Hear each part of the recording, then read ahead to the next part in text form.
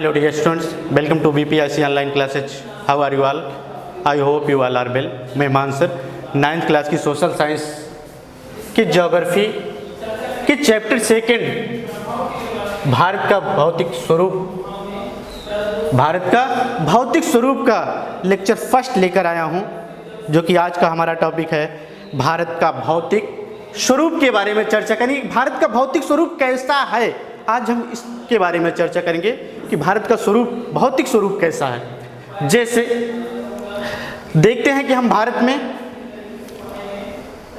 विभिन्न स्थलाकृतियों वाला एक विशाल देश है। विभिन्न स्थलाकृतियों वाला एक विशाल देश है। जैसे हम विभिन्न स्थलाकृतियों की बात करते हैं तो भारत में 30% पठार, 27% पर्वत और 43% मैदान स्थित है। तो हम बात करते हैं इन पठारों, मैदानों और पर्वतों का निर्माण कैसे हुआ, इसका भौतिक स्वरूप क्या है, इसके निर्माण के बारे में आज हम थोड़ी सी चर्चा करते हैं। जैसे सबसे पहले हम चर्चा करते हैं कि पृथ्वी के ऊपर पठार का निर्माण कैसे हुआ, अर्थात पर्वतों का निर्माण कैसे हुआ, इसके बारे में चर्चा करते हैं। तो सबसे पहले हम देखते हैं, जब भारत में सिर्फ जल ही जल था तो कैसे पृथ्वी का निर्माण कैसे हुआ, पूरे विश्व में पृथ्वी का निर्माण कैसे हुआ, हम थोड़ी सी पृथ्वी के निर्माण के बारे में चर्चा कर लेते हैं। जैसे हम वैगनर और टेलर महोदय ने, भूगर्भ वैज्ञानिक वैगनर और टेलर महोदय ने बताया कि पृथ्वी 2 पार्टों में बटी हुई थी। जैसे स्थल मंडल, जल मंडल। स्थल मंडल को हम पैंजिया कहते हैं, देख सकते हैं कि हमारा स्थल मंडल है, इसे ही हम पैंजिया कहते हैं। जो दूसरा था हमारा जल मंडल, जिसे पैथलसा कहते हैं। भूगर्भ वैज्ञानिक वैगनर टेलर महोदय ने बताया कि जो पृथ्वी का आकार है, ये पृथ्वी का आकार एक स्थल मंडल है और स्थल मंडल के चारों तरफ जल मंडल, जिसे आज हम पैथलसा के नाम से जानते हैं। तो यहां से स्थल मंडल का निर्माण हो गया। स्थल मंडल के निर्माण के बाद जो पृथ्वी है, स्थल मंडल के निर्माण के बाद जो हमारा स्थल मंडल था, ये 2 पार्टों में डिवाइड हो गया। स्थल मंडल 2 पार्टों में डिवाइड हो गया। 2 पार्टों में डिवाइड होने के बाद ये उत्तरी छोर है, दक्षिणी छोर है। ये उत्तरी छोर है, दक्षिणी छोर। उत्तरी छोर को यूरेशिया कहते हैं, यूरोप प्लस एशिया अर्थात यूरेशिया। इसमें भी कुछ देश आते हैं, जिसे हम यूरेशिया को अंगारा लैंड के नाम से जानते हैं। दूसरा हमारा पार्ट है जो गोंडवाना लैंड, अर्थात जो दक्षिणी क्षेत्र है, जो हमारा यहाँ से स्थल मंडल 2 पार्टों में टूटा। 2 पार्टों में टूटने के बाद एक उत्तरी भाग मिला हमें, दूसरा दक्षिणी भाग मिला। तो उत्तरी भाग को अंगारा लैंड के नाम से जाना जाता है, जिसे यूरोप प्लस एशिया अर्थात यूरेशिया कहते हैं। दूसरा है हमारा गोंडवाना लैंड। इस दक्षिणी छोर को गोंडवाना लैंड के नाम से जानते हैं। अब हम अपने भारत की स्थिति देखते हैं कि भारत कहाँ स्थित है, किस छोर पर भारत स्थित है, इसके बारे में थोड़ी सी हम चर्चा करते हैं। जैसे भारत हमारा दक्षिणी छोर पर स्थित है, जो इसकी ग्लोब में स्थित है वो उत्तर पूर्व में स्थित है। भारत हमारा दक्षिणी छोर अर्थात गोंडवाना लैंड में स्थित है। गोंडवाना लैंड 7 पार्टों में टूट गया, जैसे दक्षिण America, Africa, Antarctica, Madagascar, Australia, अरब। भारत गोंडवाना लैंड जो था इस 7 पार्टों में टूट गया। टूटने के बाद इस 7 देशों का निर्माण हुआ, अर्थात इसके ऊपर का जो उत्तरी छोर था वो 2 पार्टों में टूटा। एक पहला पार्ट था उसका उत्तरी अमेरिका, दूसरा था यूरेशिया अर्थात यूरोप प्लस एशिया के नाम से जानते हैं, जिसे आज वर्तमान में हम अंगारा लैंड के नाम से जानते हैं। तो यहाँ पे प्रायद्वीपीय भारत का निर्माण हुआ। यहाँ पे इसके दक्षिणी पार्ट से गोंडवाना लैंड से भारत का निर्माण हुआ है। यहाँ से हमें भारत का निर्माण मिल गया। अब भारत के निर्माण के बाद जो दो इसके पार्ट हैं, उत्तरी पार्ट और दक्षिणी पार्ट, उत्तरी पार्ट और दक्षिणी पार्ट जो है गोंडवाना लैंड, अंगारा लैंड, ये भारत में 7 बड़ी प्लेटें अर्थात 20 छोटी प्लेटों में बट गया। ये दोनों जो पैंजिया का पार्ट है अर्थात स्थल मंडल का जो पार्ट है, ये स्थल मंडल 7 बड़ी प्लेटें अर्थात 20 छोटी प्लेटों में बट गया। इस 7 बड़ी प्लेटों में हम यहाँ प्लेटों के बारे में थोड़ी सी चर्चा कर लेते हैं कि प्लेटें हैं। तो यहाँ पे सबसे पहले दिया गया है अपसारी प्लेट। अब यहीं पे हम चर्चा करते हैं भारत के भौतिक स्वरूप में किसका निर्माण कैसे हुआ, जैसे पर्वत का निर्माण कैसे हुआ अर्थात पठार का निर्माण कैसे हुआ, हम इसके बारे में चर्चा करेंगे अर्थात मैदानों का निर्माण कैसे हुआ। तो सबसे पहले हम लेते हैं अपसारी प्लेट। यहाँ से हम देख सकते हैं एक प्लेट दूसरी प्लेट के नज़दीक आती है। यहाँ पे 2 प्लेटें हैं, दोनों प्लेटें एक दूसरे के नज़दीक आती हैं। नज़दीक आने के बाद पृथ्वी के निचले भाग में हलचल मच जाती है। हलचल मचने से एक दूसरे के ऊपर एक प्लेट आ जाती है, इसी के कारण भूकंप आता है। इसी हलचल के कारण भूकंप का निर्माण होता है अर्थात इसी से ज्वालामुखी का निर्माण होता है, अर्थात यहीं से ज्वालामुखी का निर्माण होता है अर्थात जो भूकंप आता है इन्हीं प्लेटों के कारण अर्थात अपसारी प्लेट के कारण आता है। अपसारी प्लेट के कारण भूकंप आता है। ये दोनों प्लेटें आपस में टकराती हैं। ये दोनों प्लेटें आपस में टकराने के कारण ही यहाँ ज्वालामुखी फटता है। ज्वालामुखी फटने के साथ साथ यहाँ भूकंप आता है, भूकंप का निर्माण होता है और यहीं से पर्वत का निर्माण होता है। इसी अपसारी प्लेट से ही पर्वत का निर्माण होता है। इसी अपसारी प्लेट से पर्वत का निर्माण होता है। दूसरा पार्ट है हमारा अपसारी प्लेट।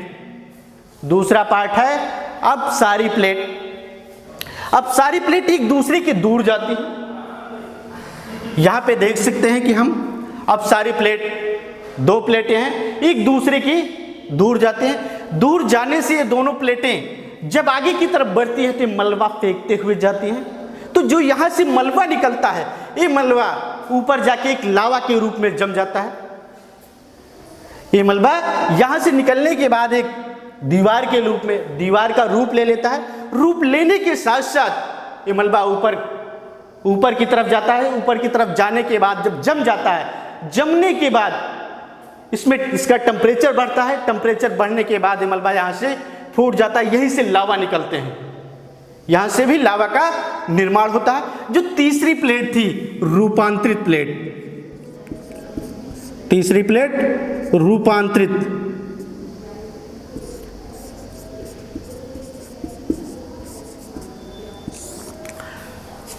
तीसरी प्लेट है रूपांतरित प्लेट। ये एक दूसरे की क्षैतिज दिशा अर्थात या समानांतर दिशा में चलती है। एक दूसरे के क्षैतिज अर्थात समानांतर दिशा में चलती है।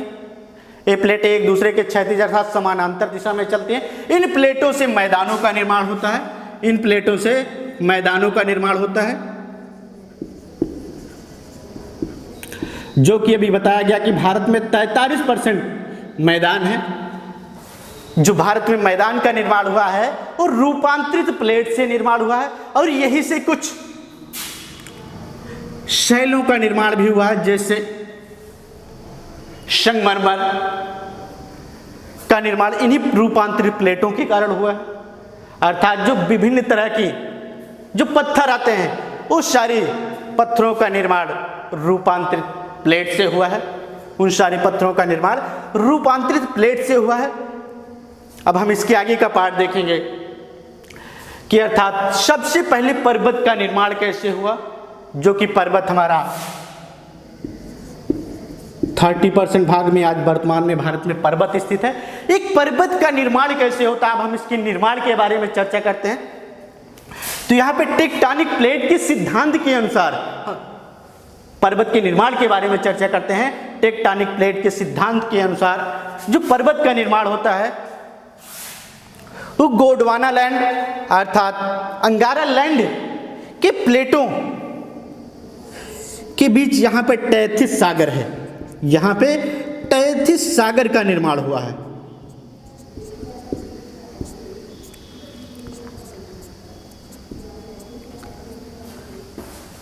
यहाँ पे टैथिस सागर का निर्माण हुआ है। बट यहाँ पे प्लेट विवर्तनिक अर्थात टेक्टोनिक प्लेट के सिद्धांत के अनुसार ये अपसारी प्लेटों के आपस में टकराने के कारण एक पर्वत का निर्माण हुआ है। आपस में टकराने के कारण एक पर्वत का निर्माण हुआ है। जैसे ये प्लेटें जब टकराती हैं, जब चलती हैं आपस में 1 से 6 सेंटीमीटर की रफ्तार से आगे बढ़ती हैं। बढ़ने के साथ साथ जब ये आगे बढ़ती है तो मलबे फेंकती हैं। मलबे के साथ साथ जब ये टकराने के कारण यहाँ पे जो पृथ्वी है, पृथ्वी पर उथल पुथल मच जाती है। उथल पुथल मचने के बाद पृथ्वी, इसी कारण मैंने पहले भी बताया कि इसी के कारण भूकंप आता है। भूकंप के साथ पृथ्वी में उथल पुथल मचने के साथ ये पृथ्वी कहीं पर ऊपर उठ गई, कहीं पे नीचे दब गई। जब ये पृथ्वी यहाँ पे ऊपर की तरफ उठ गई, उठने के बाद लगभग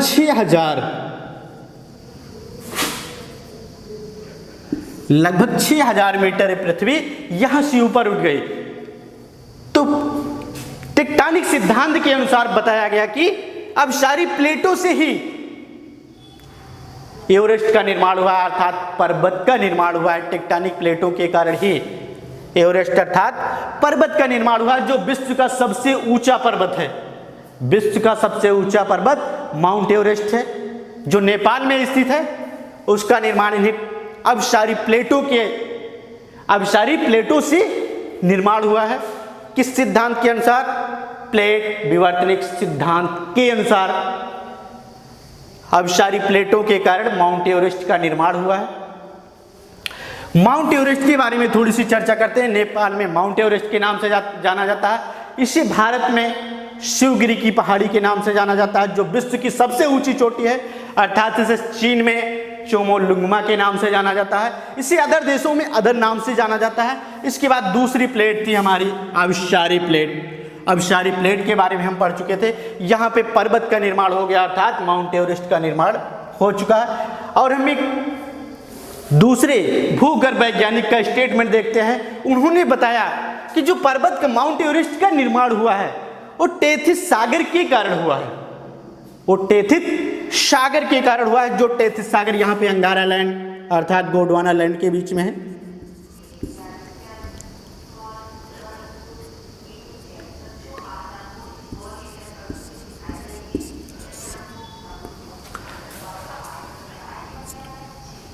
भूगर्भ वैज्ञानिकों ने बताया कि ये जो पर्वत का निर्माण प्लेट विवर्तनिक सिद्धांत बताता है कि अपसारी प्लेटों के कारण हुआ है।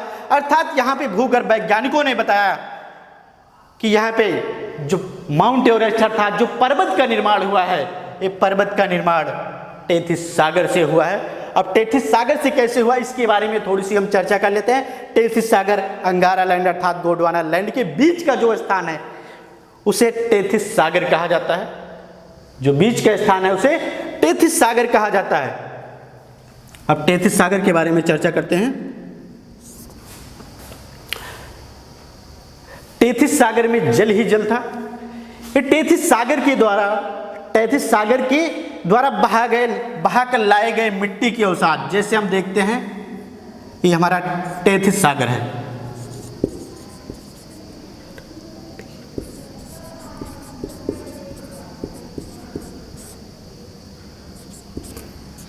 ये देख सकते हैं कि टेथिस सागर का आकार ऐसा है। टेथिस सागर का आकार ऐसा है। टेथिस सागर यहां से बहाकर लाए गए जल अर्थात धूल मिट्टी कण, टेथिस सागर के द्वारा बहाकर लाए गए धूल मिट्टी कण अर्थात अवशिष्ट पदार्थों के द्वारा यहां पर जमता गया। यहां पर धीरे धीरे जमता गया। जमने के बाद एक बड़ा सा आकार ले लिया।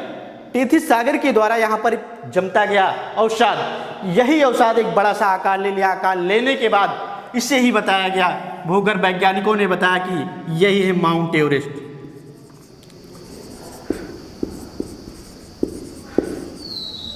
जो हमारा पर्वत है पर्वत का निर्माण टेथिस सागर के द्वारा हुआ है। टेथिस सागर के द्वारा बहाकर लाए गए अवशेषों के द्वारा निर्माण हुआ है।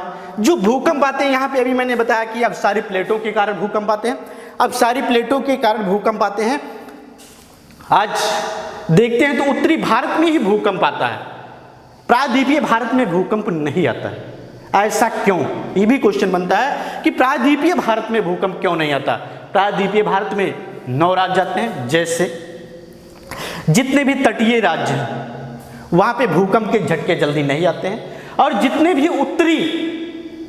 उत्तर पूर्वी राज्य हैं यहां पे भूकंप के झटके ज्यादा आते हैं। क्यों आते हैं, इसका जो कारण है, यहां पे पहले टेथिस सागर था, जैसे जम्मू कश्मीर, श्रीनगर, लद्दाख, पंजाब, हरियाणा, दिल्ली, ये जो क्षेत्र है इन क्षेत्रों में पहले टेथिस सागर लहराता था। टेथिस सागर लहराता था। इन्हीं क्षेत्रों में, इन्हीं टेथिस सागर के कारण यहां भी अवसाद बहाकर लाए गए हैं। यहां भी बहाकर लाए गए अवसादों के कारण टेथिस सागर पट गया। पटने के बाद यहीं पे एक स्थल मंडल का निर्माण हुआ, जल मंडल से स्थल मंडल का निर्माण हुआ है। इसलिए भूकंप आने की ज्यादा संभावना जो होती है और उत्तरी क्षेत्र में होती है, क्योंकि उत्तरी क्षेत्र इसे दलदली क्षेत्र भी माना जाता है और ये जल मंडल माना जाता है, जल मंडल का क्षेत्र है, इसे जल मंडल भी कहते हैं। इसी जल मंडल के कारण उत्तरी क्षेत्र में अक्सर भूकंप आया करता है। जल मंडल के कारण उत्तरी क्षेत्र में अक्सर भूकंप आया करता है। तो यहां पे क्लियर हो गया कि माउंट एवरेस्ट का निर्माण कैसे हुआ। और भारत में भी कुछ पर्वतों का निर्माण हुआ है, जैसे कंचनजंगा, गॉडविन ऑस्टिन K2, जिसे आज भारत की सबसे ऊंची चोटी मानते हैं, जो 8611 है, 8611।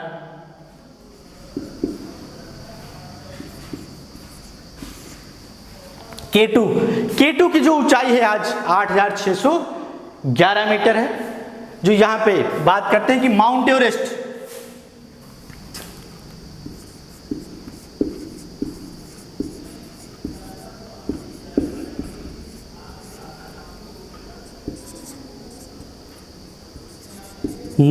की ऊंचाई पहले 8850 थी, आज 8848 थी। पहले 8848 थी, वर्तमान में 8850 हो गई है। वर्तमान में ऊंचाई बढ़कर 8850 मीटर हो गई है, पहले 8848 मीटर थी। तो कहने का मतलब ये दो इस सबसे प्राचीन अर्थात वलित पर्वत है। वलित पर्वत है जिसकी ऊंचाई बढ़ती रहती है। कई विद्वानों अर्थात कई भूगर्भ शास्त्रियों ने बताया कि ये जीवित पर्वत है, इसलिए इसकी जो ऊंचाई है 2 किलोमीटर बढ़ गई। लेकिन ऐसा स्टेटमेंट एक गलत है। ये जो इसकी ऊंचाई बढ़ी है, इसी अब सारी प्लेटों के कारण, प्लेटों के घर्षण के कारण इसकी ऊंचाई 2 किलोमीटर बढ़ गई। पहले 8850 मीटर थी, आज वर्तमान में 8848 थी, आज वर्तमान में 8850 हो गई है। इन्हीं प्लेटों के घर्षण के कारण माउंट एवरेस्ट की ऊंचाई बढ़ गई है। माउंट एवरेस्ट की ऊंचाई बढ़ गई है। इन्हीं प्लेटों के कारण और भी पर्वतों का निर्माण हुआ है, जैसे भारत की सबसे ऊंची चोटी गॉडविन ऑस्टिन अर्थात K2, जिसकी लंबाई 8611 मीटर है। अर्थात भारत की दूसरी ऊंची चोटी कंचनजंगा, जो सिक्किम में स्थित है, ये लद्दाख में स्थित है। K2 गॉडविन ऑस्टिन जो भारत में है, ये लद्दाख में स्थित है, जिसकी ऊंचाई 8611 है। और जो दूसरी चोटी, भारत की दूसरी सबसे ऊंची चोटी है, वो सिक्किम में है, कंचनजंगा। जो दूसरी सबसे ऊंची चोटी है कंचनजंगा, वो है 8800। भारत की दूसरी सबसे ऊंची चोटी कंचनजंगा।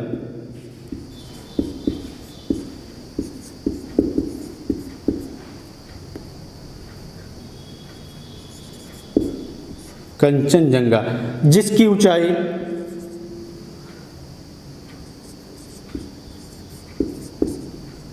8595 मीटर इसकी ऊंचाई है।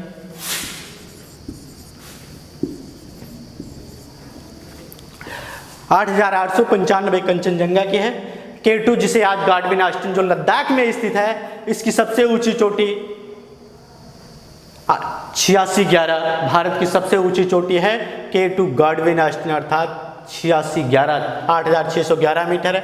कंचनजंगा 8595 मीटर ऊंची चोटी है। तो अब हम बात करते हैं, पर्वत का निर्माण हो गया, पर्वत के साथ साथ हिमालय का निर्माण कैसे हुआ। हिमालय के बारे में थोड़ी सी हम चर्चा करते हैं कि हिमालय का निर्माण कैसे हुआ। इन प्लेटों को के बारे में हम समझ चुके हैं, अब हिमालय को देखते हैं कि हिमालय का निर्माण कैसे हुआ।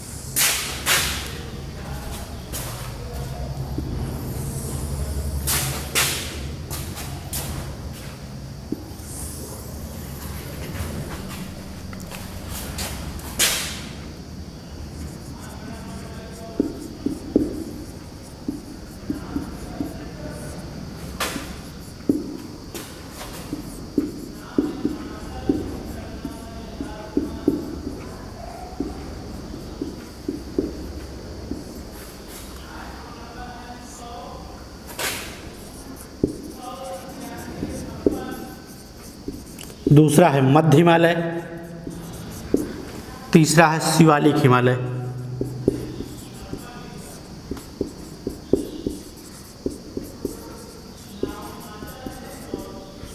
शिवालिक हिमालय। अब हम चर्चा करते हैं कि हिमालय का निर्माण कैसे हुआ। जैसे भारत में हिमालय कहाँ से कहाँ तक फैला है, इसका जो आकार है अर्धचंद्रमाकार है। जो हिमालय का आकार है ये अर्धचंद्रमाकार है। अर्धचंद्रमाकार हम देख सकते हैं कि अर्धचंद्रमा के आकार हिमालय का निर्माण हुआ है। तो हम यहां से देखते हैं नंगा पर्वत जो जम्मू कश्मीर में स्थित है। दूसरा है नंगा पर्वत से नामचा पर्वत जो अरुणाचल प्रदेश में है।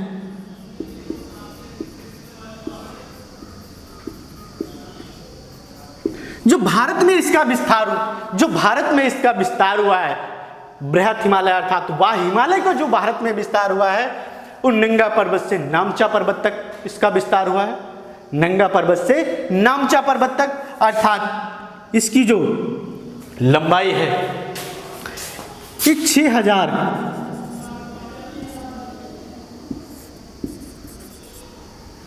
किलोमीटर। ये जम्मू कश्मीर में है, इधर स्थित।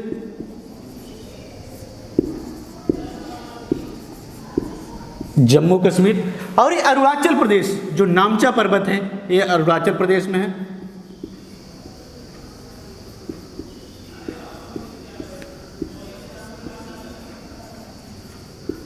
अरुणाचल प्रदेश। अब इस पर्वत का निर्माण कैसे हुआ अर्थात बृहत हिमालय का निर्माण कैसे हुआ। इस बृहत हिमालय का निर्माण कैसे हुआ, हम इसके निर्माण के बारे में चर्चा करेंगे कि बृहत हिमालय का निर्माण कैसे हुआ है। अभी तक हम प्लेटों के बारे में पढ़े थे, इसके पहले हम भारत 2 पार्टों में बटा था, अंगारा लैंड अर्थात गोंडवाना लैंड। आज बृहत हिमालय का निर्माण जो हुआ, जो हिमालय का निर्माण हुआ है गोंडवाना लैंड और अंगारा लैंड।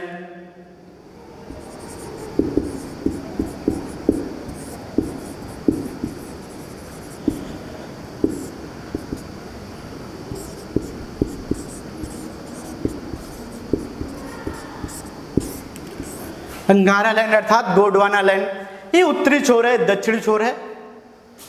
गोंडवाना लैंड अर्थात अंगारा लैंड की टकराने के कारण, गोंडवाना लैंड अर्थात अंगारा लैंड की टकराने के कारण हिमालय का निर्माण हुआ है। अर्थात इसमें यूरेशिया, यूरोप प्लस एशिया, यूरेशियाई प्लेट और भारतीय प्लेटों अर्थात यूरेशियाई प्लेट अर्थात भारतीय प्लेटों की आपस में टकराने के कारण, जैसे इसमें यूरेशियाई प्लेट,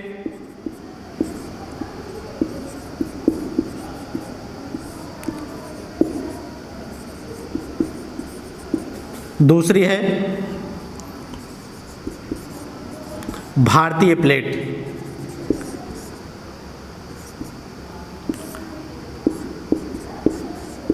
इन दोनों प्लेटों के आपस में टकराने के कारण यहां पे हिमालय का निर्माण हुआ। दोनों प्लेटों के टकराने से यहां पे मलबे निकले।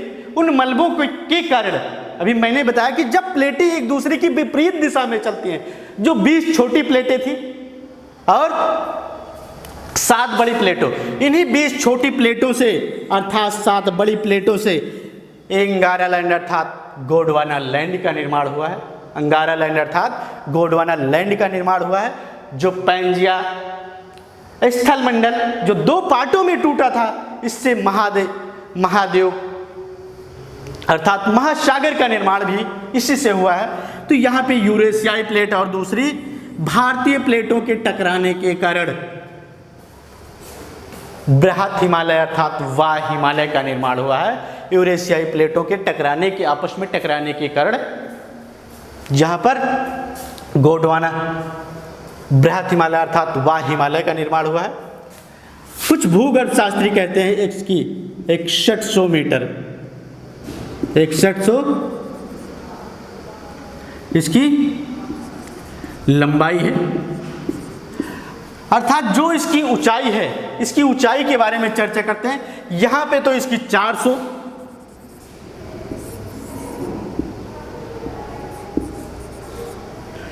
यहां पर 400 किलोमीटर में इसका विस्तार हुआ है। यहां पर 400 किलोमीटर में हिमालय का विस्तार हुआ है और यहीं पे अरुणाचल प्रदेश में 150 किलोमीटर का विस्तार हुआ है। 150 किलोमीटर इसकी चौड़ाई है और जो इसकी ऊंचाई है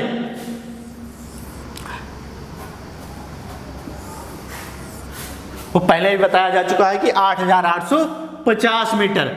ये जो लंबा है इसकी लंबाई 6100 किलोमीटर। कुछ भूगर्भ शास्त्री 6100 बताते हैं और कुछ भूगर्भ शास्त्रियों ने इसकी जो लंबाई 6000 किलोमीटर बताया। तो अब हम देखते हैं कि जम्मू कश्मीर में जो पर्वत की जो चौड़ाई है वो लगभग 400 किलोमीटर है और यही जाके अरुणाचल प्रदेश में 150 किलोमीटर हो जाती है। जो हमारा विश्व का सबसे ऊंचा पर्वत है जिसे आज हम माउंट एवरेस्ट के नाम से जानते हैं, वो यहीं पर स्थित है।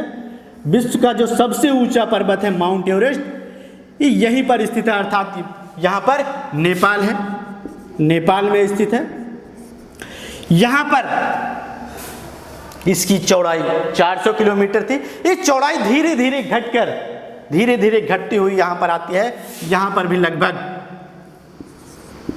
225 के आसपास, 225 किलोमीटर के आसपास इसकी चौड़ाई बचती है। इसी 225 किलोमीटर की चौड़ाई में एक एवरेस्ट का निर्माण होता है, एक पर्वत का निर्माण होता है जिसे आज माउंट एवरेस्ट के नाम से जानते हैं।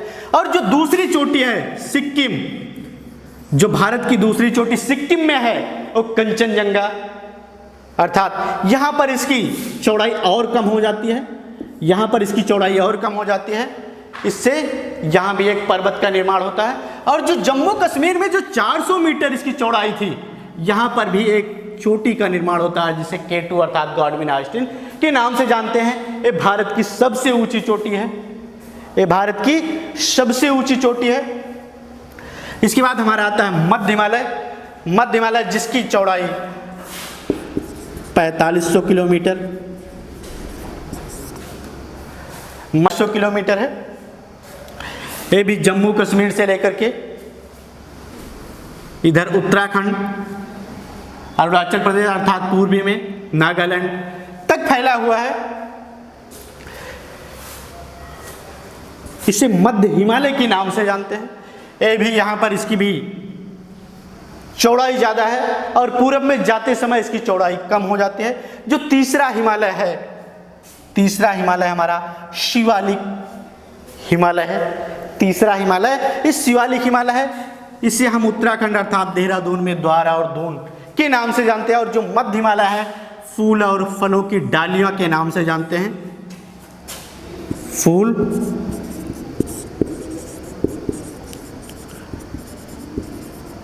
फलों की डालियां के नाम से मध्य हिमालय को जानते हैं। इसकी लंबाई 4500 मीटर है। और जो तीसरा हिमालय है 4500 किलोमीटर, इसकी लंबाई 4500 किलोमीटर। और जो तीसरा हिमालय हमारा शिवालिक हिमालय है, इसकी लंबाई 1000 किलोमीटर है, 1000 किलोमीटर है। इसे हम द्वार और दून के नाम से भी जाना जाता है। इसे द्वार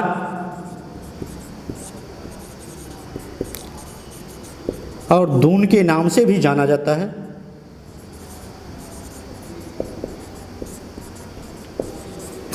नाम से भी जाना जाता है। तो ये हिमालय का निर्माण हुआ अर्थात हिमालय का विस्तार हुआ। अब हम बात करते हैं कि हिमालय की कुछ श्रेणियां हैं। कुछ श्रेणियां हैं जैसे जास्कर श्रेणी,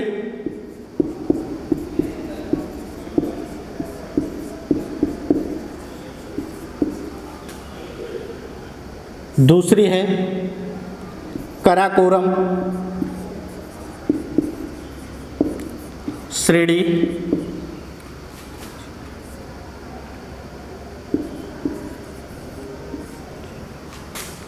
और तीसरी है लद्दाख श्रेणी।